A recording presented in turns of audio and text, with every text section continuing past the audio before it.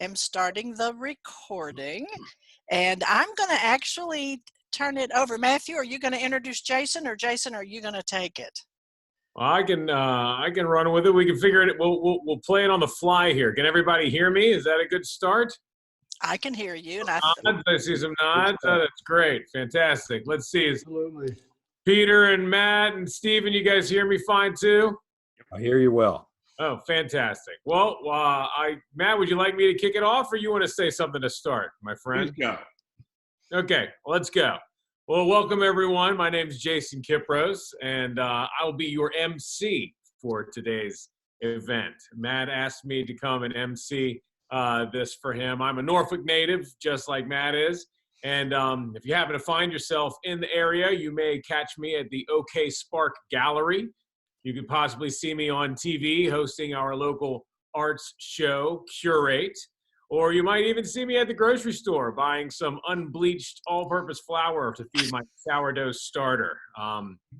That's something I've been into a lot lately. But today we have three fantastic artists for you all, as well as the gallery owner here, to share with us some slides and videos that speak to all the different areas of their art, their inspiration, their process, their available works, and as well as the commission pieces that they do. We'll be going through all of those different areas. And then at the end, time permitting, we'll get a brief history of the OK Spark Gallery, as well as hopefully some questions from all of you if you have any. But before we get into any of that, I'd like to turn it over to Matt Fine, the owner of the OK Spark Gallery. And just a little bit of lead into him. OK Spark began in 2003 at SOFA. And since then, they've continued with a very active showing schedule at art fairs from Seattle to New York, Chicago to Miami, and everywhere in between. So please, ladies and gentlemen, I help welcome me to this virtual stage, Mr. Matt Fine, everyone. Matt. Welcome. Hi, everybody. So, first of all, just a big shout out to Marilee and all the AACG. We certainly were sorry that you guys didn't get to come see us in Norfolk as planned, I guess, middle of last month. We tirelessly worked and put together an awesome show that is never opened officially to the public. So it kind of a bummer, but this is a good way for you guys to see it. Also, as we're going to show you a bunch of work that we have available, but you can always go to the OK Spark website where we have something labeled as pop-up, and there are basically videos, 30-second videos, so easy to digest, not too time-consuming, short videos of each piece with a little artist talk-over. So hope you'll get a chance to do that as well. I have my son Miles here to help me with my technical issues. Though I know you're supposed to have a little more gray hair than I do to have true technical issues, but I do suffer. So I'm going to try and share the screen, and I think Jason is going to introduce Peter. Yeah, that's right. That's right. So there's a little conversation from Matt Fine there, the OK Spark Gallery owner, and I am going to make sure that I have my view options ready as well. And here we go. So, okay. Pardon? Is my screen up? I see. I see it. Yes, I do. The black. Okay. So we're going to go through a process conversation, but I just wanted to start. This is the only video that I have, and if I don't show it first, I have to show it first or last, but not in the middle. So this is a quick shot of me casting glass. My work is very activity-based, so I am, in fact, a hot glass caster. I'm scooping out glass at 2,300 degrees into a mold that has a wood form in the mold. So obviously the wood form catches on fire, and I cool my ladles in a bucket there. And by keeping them cold, I put a lot of ice in there that helps create a lot of bubbles and veiling that you'll see in my pieces when you get a chance. And I'm pouring into sand molds. You know, I was raised on the ocean front, Virginia Beach, making sand castles as a kid. So, this all fits my art making impulses. When we finally get around to my pieces, you'll see blues, a lot of aquatic colors. But I just wanted you guys to have an idea what it is I do. I always describe this, it's kind of like high school wrestling. It's only 6 minutes, but it's the 6 most intense minutes of your life. There, my fireproof glove caught on fire. By the time I get this thing totally poured, the flames are shooting about 5-6 feet off the mold, and my pants are starting to melt at this point. So every time I do it, it's a learning experience. Now I don't wear polyester pants. So, there you go. So I just wanted to share that. Thank you for indulging me. And now, I just noticed that Marlene Rose does this in an evening dress. Yeah. Nice. All right, you ready? Or should we move on to the first portion after that? That great video is we're going to be talking about what inspires, the inspirations for all three of these artists. And first up in what inspires them is Peter Bremers. I'll give a little intro to him and then let him take it away. Peter is an internationally renowned artist from the Netherlands. He believes that making art is a dedication to creation, and Peter has been creating for over 40 years, and his glass sculpture often reflect the profound experiences and ideas that result from his travels and exploration within the natural world. Now I'll turn it right over to Peter. Well, thank you very much for that, Jason. As you can see, I found a perfect spot to be in quarantine in the COVID period. This is in the Antarctic, and actually that was my favorite spot. I love to be in nature. As you guys know, I also live with Janet in Sedona. I find nature an absolute endless source of inspiration, but at the same time, I'm very interested in people. So for me, inspiration can really come from anywhere and everywhere. Like here we are in South Africa in a camp, rescue camp for cats.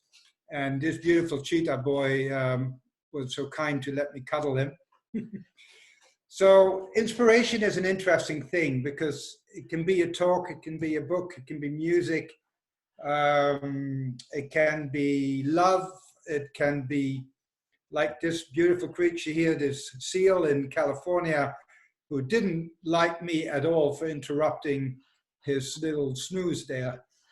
So inspiration is really all around us. And for me, I cannot say that I'm limited to one specific topic, but I do go in and out. So for instance, my inward journey pieces are very much inspired by how my life and my view on the world and my view on my place in it changed because of traveling. If you want to go, yeah, you see, I mean, traveling right now is a bit difficult, but really the world is our oyster. You know, we can see so much, like this beautiful Antelope Canyon, one of the most worthy places to visit if you're ever up in the north of Arizona. And do come and say hi to us. This actually was in North Vietnam, very close, up in the mountains, very close to China. And I just spotted this lady in a market, and I asked her if she would maybe sell me her pants. And she looked at me bewildered and said, "What?" And I don't know if she actually understood what I was saying or not.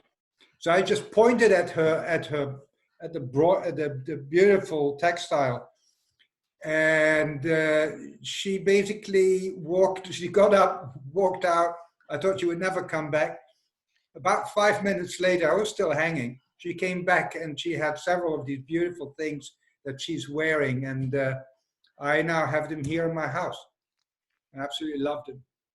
And that's traveling for me. There's beauty everywhere. There's kindness everywhere. And all of that is pure, utter inspiration.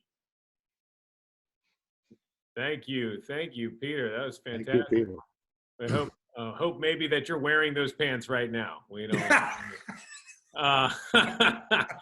We're gonna we'll move on now again to find what inspires in talking about inspiration. We'll move on to Stephen Cox now. Stephen, a little intro for him. Stephen is hails from River Falls, Wisconsin. He has worked in glass for over 40 years. He endeavors to stimulate the viewer to make something interesting and entertaining, to provoke a response, provide humor, but with an edge. His recent series of mythical men and beasts are strange, fantastical, and rare. He designs and makes these pieces with no assistance, blowing, carving, fitting, assembling, and often inventing techniques specific to his singular vision. Ladies and gentlemen, I now give the floor to Stephen Cox. Thanks so much. And welcome to Wisconsin. This fellow right here is Jim Engebretson, who ran the UWRF glass program for 33 years and inspired me and hundreds of others. And he's really one of the great glass teachers. This is about, so that was about 1979. This is 1982 when Dick Marcus came to Minneapolis and did a workshop, a 3-day workshop. And I saw the guy. He was not that big, but his work ethic and his energy impressed me to no end. And it was a real boost as I started my professional career. And here I am on the Pastorale. There I was on the Pastorale, holding it with a death grip. I'm inspired by literature, music, all the arts, and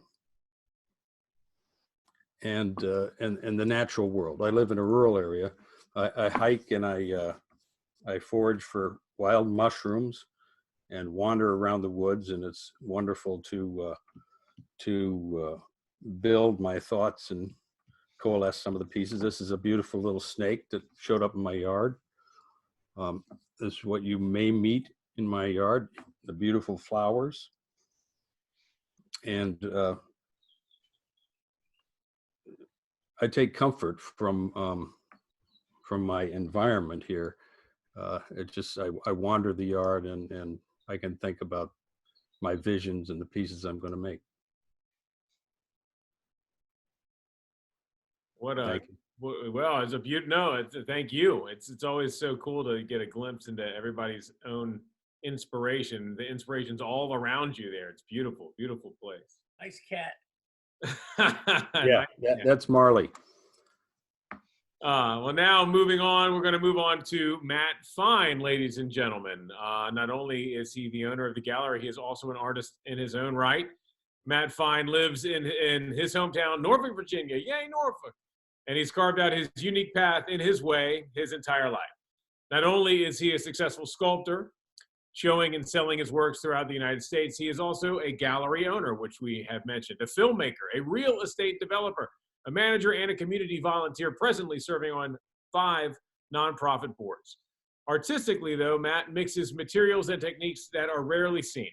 His process is intuitive and unplanned, leading to stream of consciousness exploration, and the end result is truly inspiring. Ladies and gentlemen, I give the floor to Matt Fine. Hey guys, so this is a shot just about a quarter of a mile from my house. The dredge is actively working, dredging my creek, which is awesome.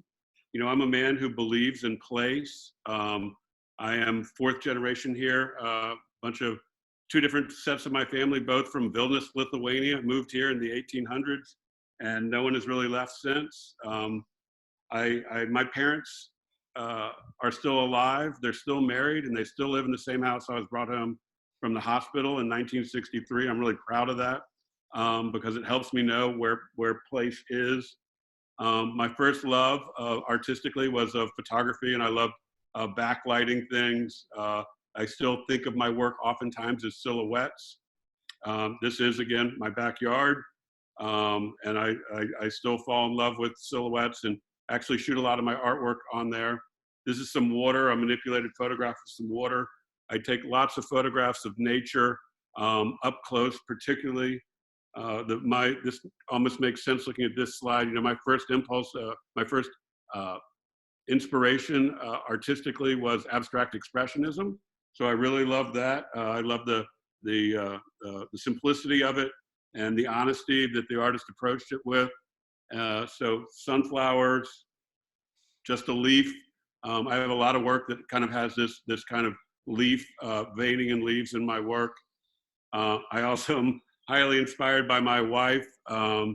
She was recently president of our temple and is an awesome gal. I can tell you, I live a very, they say behind every great man is a woman. I may not be a great man, but I am an extraordinarily busy man. I am on 5 nonprofit boards here in my community. One's helping a river that we live on, environmental cause. Another one is helping adults with developmental disabilities live in their own homes autonomously, and then a couple of Jewish causes. And then she gave me these guys, who also have been a great inspiration in my life. And 27 years later, they look like this. So it's been great raising a family and doing it here. We do lots of things that we enjoy. We play golf. I really like fishing. And anyone who knows what a rockfish looks like, this is about as big as they get. 72 pounder, a pound off the state record. And I was lucky enough to do this business outside of art. I built 5 The Safe Place mini storages that really provided for my family. I sold them last year, which was not a bad time to get out of real estate, honestly. And it was time to let it go, because that let me follow some other passions. I'm a filmmaker. I wrote, directed, and produced a feature film that you guys can see on Amazon or Hulu or wherever it is you're looking at movies. And this is kind of autobiographical story of me when I did outdoor art fairs for a lot of years. There we are shooting the movie. It was about 110 degrees, literally, on the boardwalk the day we shot the boardwalk art show scene. I'm watching it this weekend, Matthew. Yeah, would have been. No, it's on my queue already. So, and there we are with the cameraman. Well, my first inspiration always came from nature, and nothing more than a sculptor loves than a quarry. I still use stone in almost every one of my pieces. And I just, a visit to a quarry is one of the most stimulating things I can do. My artistic heroes, I was a Noguchi head, as they said on Schitt's Creek the other day. I thought that was funny if anybody's watching that series, but I'm a big Noguchi guy. Howard Bentray's work was a big influence on me, and my relationship and I dare say friendship with Bertil has also been pretty profound for me. And I'm also a big Mets fan, so anybody who remembers '86 would remember Mookie Wilson, God bless him. So I think now we're going to jump into process, and I think we're going to go back over to Peter. That's right. Yep, process, and will Peter take the floor first? Peter, you have to unmute yourself. I just did. Good, thank you. Sorry about that. So I'm not trained in glass. What I know about glass, I know mostly from watching other people work in glass. And I've been an assistant glass blower, pretty crappy one. But having done glass for a very long time, I do feel comfortable in the material, but I'm basically a sculptor. So you earlier saw this image of the Antarctic. It made a huge change for me, because when I came back from the Antarctic, I initially went to England, where I used to work with Neil Wilkin and his team, and we would do growl and double growl, translating my feelings and impressions of the beautiful landscapes down there at the pole. But what I couldn't blow was a iceberg. So I decided to go back to sculpting, and I work in a material that's called rent shape. Many people ask me, especially artists, what kind of material is that? It's a foam. It's developed for the industry. It's about as hard or as soft, if you like, as pine wood. And for me, it's an easy material to work in because it's fast, but it's precise. So maybe you can flip through the next pages. Here's a funny thing. I don't really draw. I'm a terrible drawer. So I make tiny little scribbles, mostly on those hotel pads that you find next to your bed because I travel a lot. And I'm a bad sleeper. So many ideas come in the night. And sometimes I don't even turn the light on. I just make a scribble. And those scribbles then become sometimes really big pieces. So starting off with a chainsaw, then angle grinders, and then after that, most of it is basically handwork. Different pads for, you know, grinding the foam. What is good is I can make my sculpture exactly as it will look like later on in glass. But of course, the challenge is that you're working in a non-transparent material. So you always have to keep in mind that in the end, you're going to see the back of the piece at the same time as the front of the piece and whatever else is happening in there in an optical way. This is in Michael Behrens' studio. Michael once worked with me as my assistant, actually for a long time. And then I taught him too well. He became too successful. So now I go to his studio and he still works for me doing some castings. And this is a shot from, we were making some icebergs. As you can tell, my hair wasn't as gray as it is now. So it's quite a long time ago. I don't have any kilns, and I never did, and I never will. I'm not quite sure about that. The reason is the way I live, the way I spent my time between America and Holland, and traveling around the globe if I can, if I have the money. I decided early on to look for people that were very, very skilled and could help me execute my ideas. So these guys, this is at Lhotsky Studio. They make the mold because they have people, all they do is make molds. Then they have people, all they do is grind or polish. And so I work with these wonderful craftsmen that, I mean, we've been working for 19 years together now. So there's a very good understanding what I'm looking for, what I'm aiming at.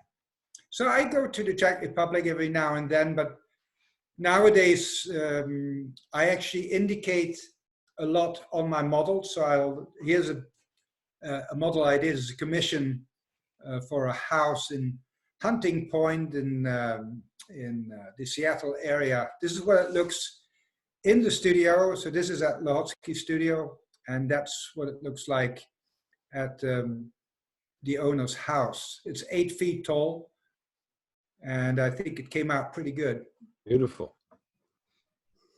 Absolutely. So there you go. All right, so I'm going to take over, Jason. So, you know, I showed you me pouring glass into a wood form. This is one of my plywood forms. The only hard part is making sure that the metal that I use to fasten the form together doesn't get in the glass, because metal and glass are not good friends. This is the top of the mold. You can see that I've done kind of an interesting thing with the plywood, with that saw shape. So there it is, poured and melting and burning away. It's a big hot mess at this point. And here's that exact same piece. You can see it comes out. When my pieces come out, they're all covered in sand in general. At the top, you'll be able to see there's that texture that I put into the piece. So in general, a piece like that, I will grind and polish the front and back of the piece, and I'll leave that cool textured surface there on the top of the piece. This is another piece of mine with the sand on the outside still. You know, I work a stream of consciousness methodology where I cast and I see what I got and decide to cut it in half and glue in. This is a piece of black granite that's been glued in. Then I choose to put the hole in. Here it is again with the hole now cut out. That's done mechanically. And then on the outside of the piece, you're seeing where I've cut it with a diamond saw, broken it back off with a hammer and chisel to create that broken edge of glass that is sharp and is kind of alive in its own way, because it broke where it wanted to break, not where I wanted it to break. And then you can see here I'm kind of polishing that the piece is not yet up to a high polish. And here I am doing the high polish. I spend a whole lot of my life, I'm a little jealous, Peter. I spent a lot of my life with rubber boots on and a rubber apron. The part for me, it's not just the control freak in me that wants to do all the polishing, but you actually get to watch the piece come alive beneath the tool, and it's kind of cool. Something that still is wonderful for me. And I work in my same studio 10, 11 months out of the year. And 1 month a year, my wife and I go up to Central Michigan, and I take one of my pop-up tents left over from my art show days, and I set up an outdoor studio up there. And it's one of the most fruitful times for me artistically. It's just a completely different environment, and it's a fun place to make work. And so there we go. I think Steve's up. And I always start with a drawing. I came to glass from 2D. I was a printmaker and a painter. So whether it's a large piece or a small piece, I start with a drawing. This is that drawing is of a commission I'm working on right now, 70 inches tall for a home in Boca Raton. After the drawing, I go to I choose my colors, and these are commercial colors that I'd say most glass makers use now to blow inside of clear glass. Then I go to the hot shop and I'm making a leg for that sculpture right there. Sort of like Peter, I've never had my own hot shop. I've rented since the beginning of my career. Never really wanted to maintain that, so that's worked out well for me. So this is that commission with pretty much all the pieces, and some of the pieces aren't for this, but pretty much all the pieces are there. And now I'll get started. I go into the cold shop, and the horror of the cold shop. It's a necessary evil. I spend most of my time in here, and I bleed, I sweat, I cry. And there's a big nose print there in the middle of your sandblasting machine. What's that from? That's from my big nose leaning on it. Anyway, this is, I have all the tools I need. It's a very active place, very dirty and loud. After that, I go out to my clean shop, and this is a different, because I'm in the midst of that commission. I don't have pictures, but these are some other pieces that I'm finishing up. So I do the fitting and the gluing and curing and final assembly out there. And these are some pieces that I call the rodeo boys. And you'll see one of them finished here. And that is the reverse cowpoke. Huh. And that's my process. Then I take photos. Well, that is the fanciful work of Steve Cox. And now we've got some available works to show you guys. I think we're starting back off with Peter with works that are available at the OK Spark Show. So again, each one of these first three pieces he's going to show has video of it, and anyone's in Norfolk or I'd be glad to stick them in their beautiful boxes and mail them to you wherever you are. Well, the good thing is you even mentioned the prices. Very cool. This is a piece from a series that I'm still working on, and it was a very early one, and it's about positive space. It's about using a hollow, often called in sculpture negative space, and actually make that negative space the most important part of the sculpture. So basically the negative space is what becomes positive, because it creates the outer space. So there's always a tension between the inner and the outer, which you can penetrate when it's glass. So it's lovely to use a structure that makes it a story in itself, just to follow with your eye and look into the glass and see all the movement. And I'll just mention, this is an extremely handsome piece. It's in the gallery, and like any hurricane, the eye wobbles. And so you really get the sense of that from this piece, how the kind of the inner wall is there to the left, and then the kind of the wobble of the shape of the storm is following it around. At least that's my impression. Yeah, this is one from my Inward Journey series, Golden Vortex. You know, when you follow the line that goes out, but you can also follow it going in. It's a process. So for me, traveling, going out, if you like, into the world becomes a very kind of internal process. So what I see in the world comes back into me and gives me these gifts of understanding. And I translated the understanding actually using gold leaf. So all that beautiful yellow that you see is actually 24 karat gold. I'll say this about this one. This one's in the window at OK Spark right now at the pop-up. And we have a very active Chinese restaurant that's been Corona-proof, apparently, because it's just, they almost borderline stand in line. And it's amazing to have a piece like this in the window. And, you know, the kind of the everyman who likes Chinese food standing in front of this and oohing and eyeing. It's not just a glass enthusiast who love a piece like this. And it's got tremendous scale, 40 inches. I think Steve Cox is still injured from him and I trying to stand that puppy up. It's a big dramatic piece. Yeah, it really is. Thank you. Thank you. Structure. Yeah, this is a very interesting piece. I made this piece because of the glass. It was really a very, when I started using this lime green, I call it yellow because I'm colorblind, but it's lime green outdoor glass. So this piece actually can go outside. I got so excited with the structures and how they respond to light. And I wanted to really make a very simple shape that actually has a lot of movement, but where the inside structure is as important. I would also say where the inside is as important as the outside. And that's exactly how I feel about people too. So again, it's a bit of an introspective piece, but at the same time, it really invites you to go into it with your eyes and to discover whatever is going on in that structure. Yeah, and this one's also, I mean, it's 42 inches wide, so if you spread your arms out, that's how big it is. It's got a lot of scale to it.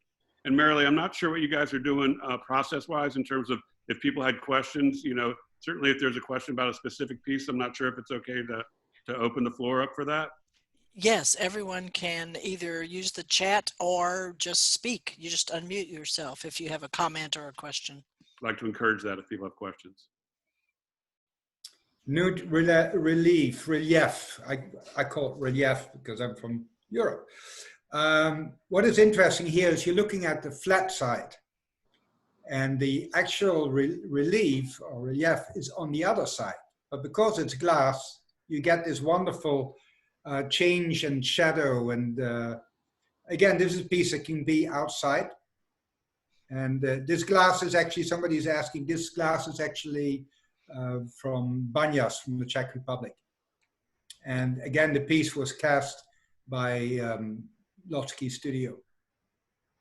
One of my Canyons and Desert series, if you remember the picture I showed early on, the one from Antelope Canyon, you may recognize some of the structures in this piece. Another abstraction of a figure. So somebody is asking me if I can say a little bit about how I get from the foam to the actual glass piece. Basically, what it is my model is exactly like the glass piece and is used to make mold. So the mold is made on my model, but actually my model can still come out. So my model doesn't disappear like with wax. And very often, especially with the larger pieces, once the cast is done, when it comes out of the kiln after a long cooling process, the grinders will have the model next to the actual glass piece, and they'll measure all the lines and volumes that are on the other side, because it's an open cast mold, but the process is, of course, basically that they have to grind away whatever shape I have on the back side of this piece. Peter, I just want to compliment you on your choice of color for this piece. It's just Thank you, very Howard. That must be soothing. Howard. It is. Thank you, Howard. You're welcome. So Can this you is leave the waves. screen down? Can you leave the screen down that showed the dimensions and the price? I can't see it except someone touched it before and then we could see it. But I can't, now I can see it, but now I can't. That, can you leave that down? I can. I'm sorry. I did. Now I can see it. Thank you. Right. We were looking at the next one. Yes, waves. I love this piece. It's gray. I know a lot of people really like color. I like color, but every now and then, you know, when you think about the sea, and you think about the waves and the endless shades of gray that you can see in the sea, this to me is how, when you look at the shape, you can see that it starts on the left and it builds up and it comes down and then it's pointed in the other direction. And that for me is because I wanted to make visible that I'm moving on this ship, I'm moving through the sea, and the water is, I mean, we've been to some serious storms in the Drake Passage. I mean, it was really, really harsh. And we had to stay inside and all the windows were closed with metal shutters. But the experience of being in that force, that huge strength of glass is, of the sea, is just a wonderful thing to translate into shape and into glass. Peter, there was a question about the balance on this piece. How Yes. well balanced is it? Well, you would be, first of all, it's quite big. And also it's, you know, it's 43-inch wide, 28 high. It's only 4-inch thick, but you would be surprised how incredible solid it is. It just really, it stands beautifully. What you can see in the middle, there is this line that comes down that it's darker. That's where the glass is actually at its thickest, there and in the middle of the very, very base. So this piece is, I think it's very balanced. It's not a, if you mean by balance whether it will fall over, this will not fall over, I promise you. I think that's what the questioner Right. meant. If not, you may ask another question. Sure. All right, so we're going to run over to Steve's work. Thank you. So this is the conductor, and he is conducting something. He's very busy. I'm never quite sure what these guys are up to. He did have a partner that was called the Jazz Man, and was conducting him for a while, but the Jazz Man was sold. These figurative pieces started about 3 years ago. I got a commission from a couple to do their abstract portrait in glass. And it wasn't going to be representational, but of course, but they gave me some parameters and I did it, and it worked out quite well. So I've been playing with figures since then and make my mythical men and beasts, and having a lot of fun using the building blocks that I use for all my work, basically color, form, texture, and light. So I'd say this guy is particularly joyful. I really love the tangerine and the lime, kind of top and bottom, really give it some bookends for the piece. It's a real beauty. Thank you. Yeah. Color is is endlessly fascinating for me. These are Candy Teapot Trio, and these are basically a study in form and color. And I used quite a bright palette for these guys. Yeah, these are gorgeous and a great price point on those. And this is the warden, and he's actually here with me. And he's busy as well. I don't get too specific about what a piece might mean, or because the viewer tends to make that decision as well. So I'd like to hear what people say about And what things. are the discs between the components? Those are, everything in these pieces is glass, and I use I blow glass, I form glass into shapes, and then I use commercial glass of all sorts, and I use stained glass and commercial clear, different kinds of clears, and black, vitrolite when I can find it, pretty much anything that's glass. So a piece like this could have as many as 40 separate pieces that have all been assembled, right? Yeah, this one at least, yeah. Yeah, I've done pieces with, over 100 separate little pieces in them. This is the monitor, and he again is busy collecting something, distributing something. He's reflecting the moon.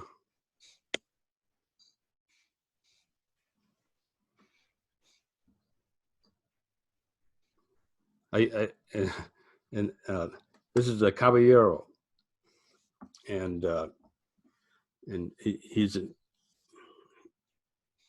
elegant gentleman, and he's making quite the pose there. And this guy's about 60 inches tall. Yeah, when it's on a pedestal, this guy's taller than I am.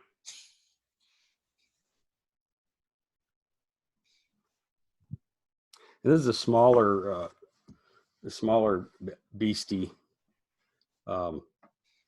Again, just a lot of really fun interplay of color, form, texture, and light. A lot of different carving techniques, hand carving techniques in these pieces.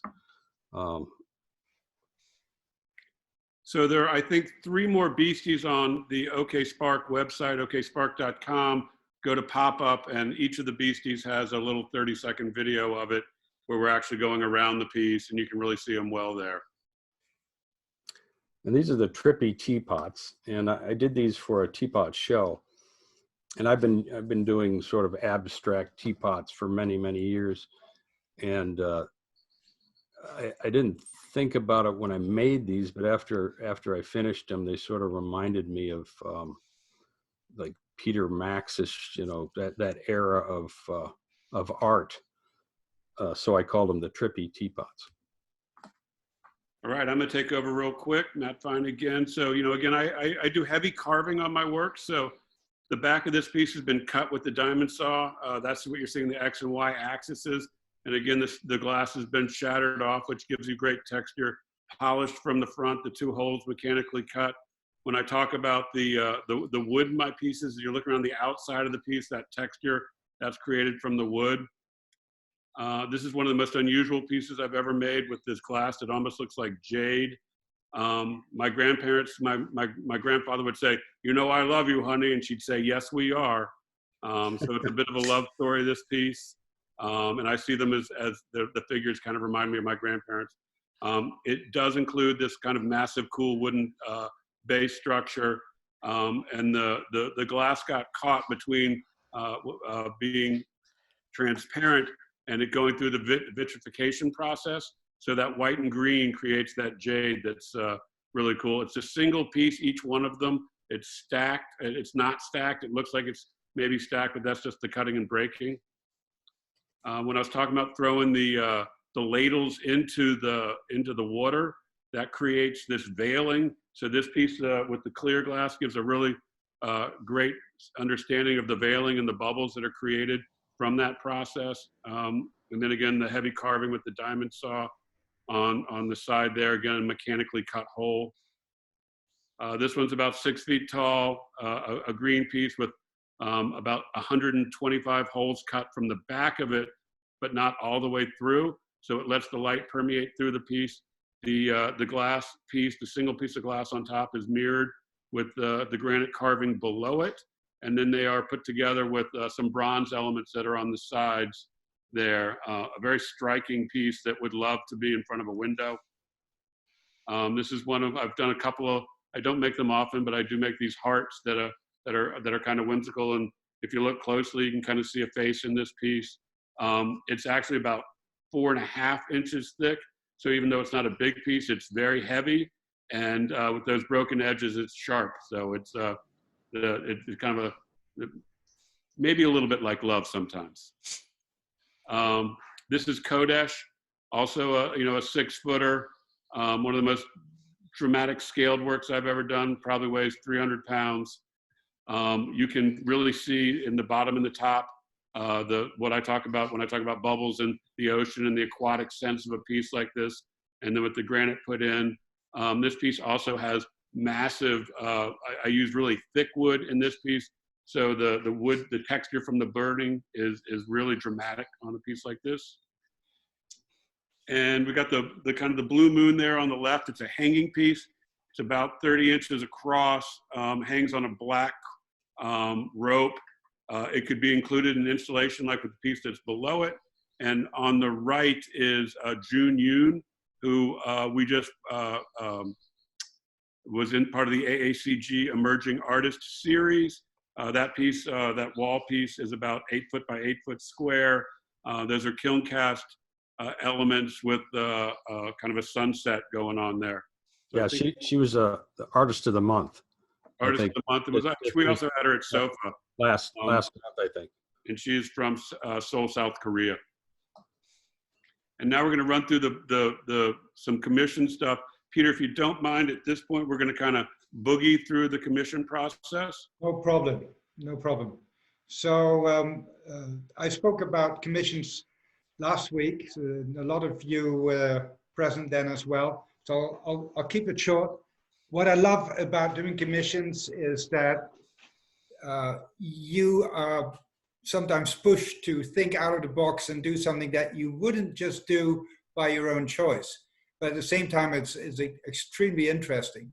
So I got this commission to make 2 bunnies for the Glasslight Hotel in Norfolk. And unfortunately, you haven't been there yet as AACG, but I hope you will go, because you will see these guys in reality and you'll see their personalities. And that was really the biggest challenge for me.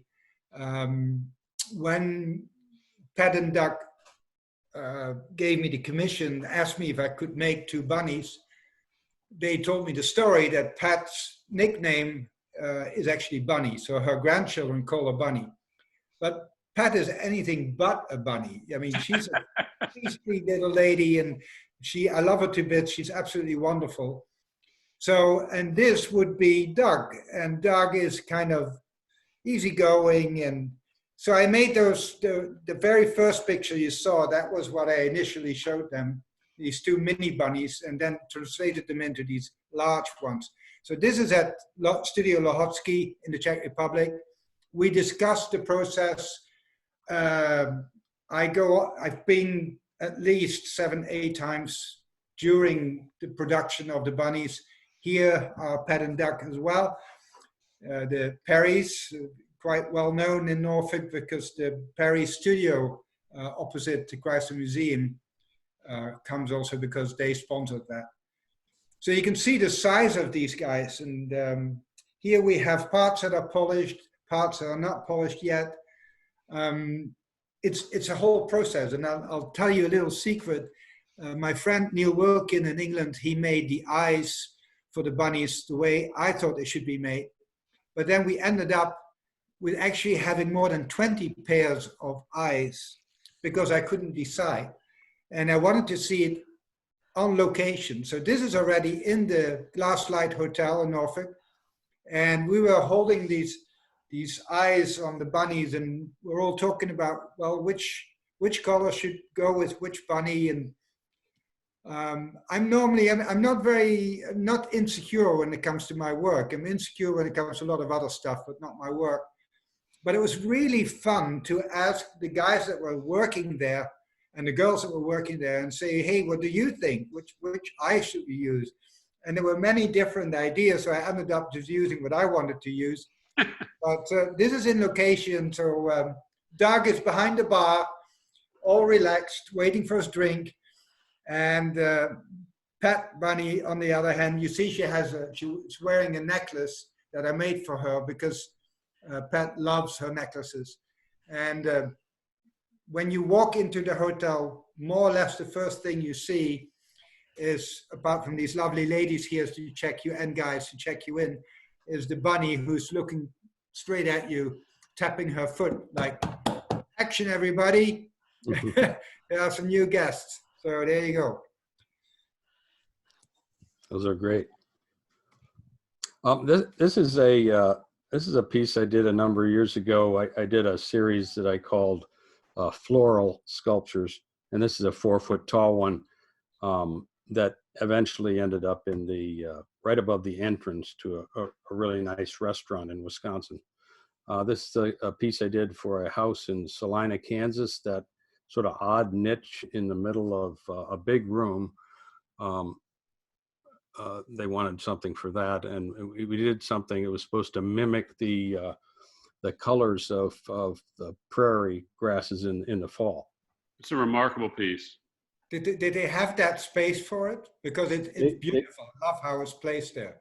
Yeah, they had that. I think it's a structural thing. I think it was beams that they then turned into a niche, and so it was there, and it is a unique because it's only maybe 6 inches wide that I could work within, and then up to over 6 feet tall. This is in a condominium in Kansas City, and it's one of my little pieces. And then back in the corner is about a 6.5 foot floral. They have floor to ceiling windows and wonderful views of Kansas City. It's just a beautiful place to have work. And this is in the same condo, and this is a table sculpture, sort of sinuous pieces that worked out quite well. This is also in a house in Kansas City. This is a Bruce Goff designed home, a very unique structure that people come from all over the world to visit. And this is one of the first sculptures I did for this house. And this is a triptych for that house. And this is another one for that house. And this picture was on the front page of the New York Times home section a number of years ago. And that's Ettore, the dog. And the house is very unique. It's sort of like a spaceship. And I think those pieces work real well in that setting. Will do. And this is me designing a piece that was, it became named Imagine. It's for the West Bend, West Bend Mutual Insurance Company. And this is a 7 foot wide wall niche, recessed wall niche. And this is me making the drawings. This is in the process, nearly done, of gluing and curing and making sure that it would fit, which is always important. And this is the studio shot of that. And I didn't have a real good shot at the company, but this is a studio shot of that piece. And the people at the company actually, they voted for a name and they named it Imagine. So I'm going to show my commission slides now. Oh, I really don't do commissions. I just live in a world that everything is so one of a kind, and the process for me is I have to be able to be free form. Sometimes people will say, "Here's my space. This is the color I like," and I'll make a piece kind of like that and hope they like it. I never take any money up front, and if they like it, great. If they don't, then I just keep moving on. So I'm not really a commission artist. But I want to talk a little bit about the history of OK Spark briefly. So I used to do outdoor art fairs with this work, and there is something about being in the rain and the wind with glass sculpture that becomes very quickly, when I say very quickly, 20 years later, realized it probably was not the best venue for me. I really love the immediacy of it. You pack the van up and you drive to Kansas City or Milwaukee or Miami or wherever the heck it was. And you were there for a weekend and people came and bought and slapped you on the back and it was done. But as my work was getting bigger and I started doing these kind of indoor fairs, and I started doing a little bit of stuff at SOFA. And every time I had a show at SOFA, I'd drive up with 6 or 8 pieces and the person would pick 1 or 2 and put them in the back of the booth. And I kept feeling like people really can't see a body of work. And so conversations with Steve and a couple other artists who were kind of struggling like me, getting into the next level, we decided that OK Spark would be a place where artists were allowed to show full bodies of work. This is kind of our team at SOFA. So you got Steve there on the left, you got Kirsten Stingle. We have several of her pieces on our website. She wears her, she's kind of an introvert. And so to prep herself for the big fair, she puts on her pink wig and kind of assumes a little bit of a crazy persona. And she is a ball to be with. And then on the right is Michael Sabo, who is a metal sculptor. You can see one of his fountains there in the center and his wall pieces in bronze, fabricated bronze in the back there. I think this is in Miami. But we've been doing shows now for about 7 or 8 years together. We're always allowed enough space to show real bodies of work. So you get a real sense of who we are as artists. We get to interact with the people, which was always so near and dear to me. And, you know, OK Spark continues on like that. So there we are.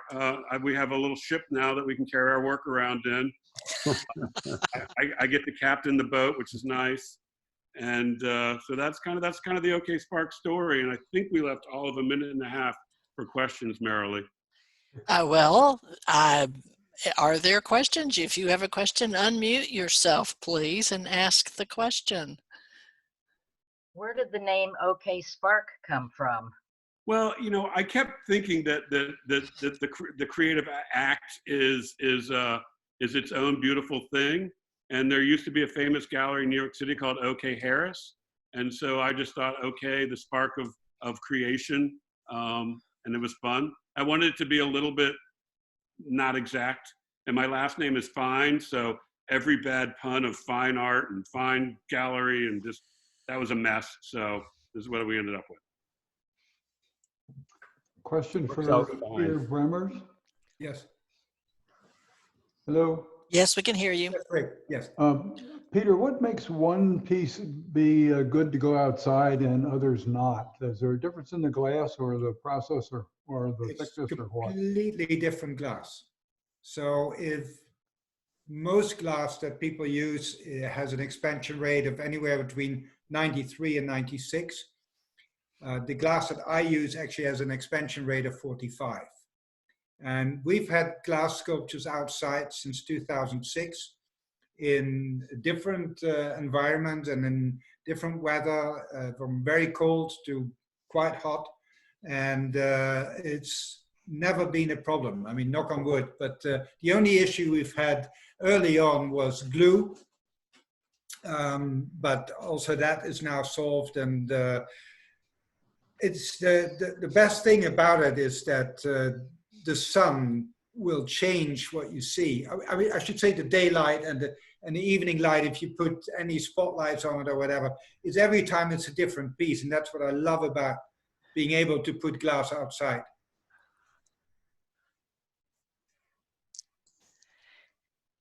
Any other questions?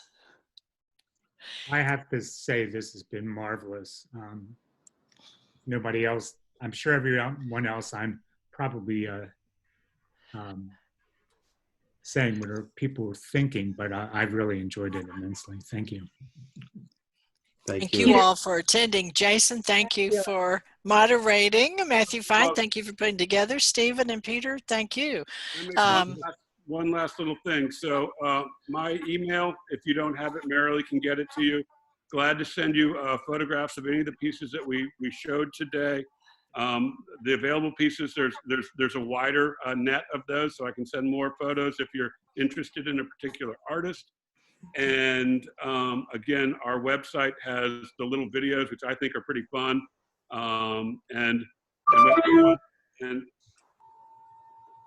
don't know if you can see this, but I just got my banners in. So we are prepping to be open here in a couple of days in Norfolk, and I hope everyone will stay safe and that we can get through all this rigmarole the best we can, and look forward to seeing you guys at SOFA and out and about in America. Well, it's Bonnie Roth, and I want to thank Matthew for putting this together for us for the board meeting, and we look forward to being there next April. Hopefully everything will be fine and we'll be able to be there next April. And thank you so much for all that you did, and I'm glad that we could see the artwork today. Thank you. Yeah, thank you. And I believe next week our guest artist is Judith Schachter.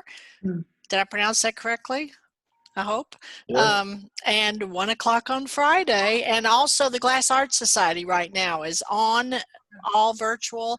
I attended some things yesterday, so I would highly recommend that. So, oh yeah, there's a silent auction, thank you, and some other things. So you all stay safe out there, and thank you so much for attending. And if you are not subscribed to our YouTube channel, please do that, and I'll post this as soon as we finish. Thank you all so very much. Everyone enjoy your day. Thanks, Stay safe. Thank you.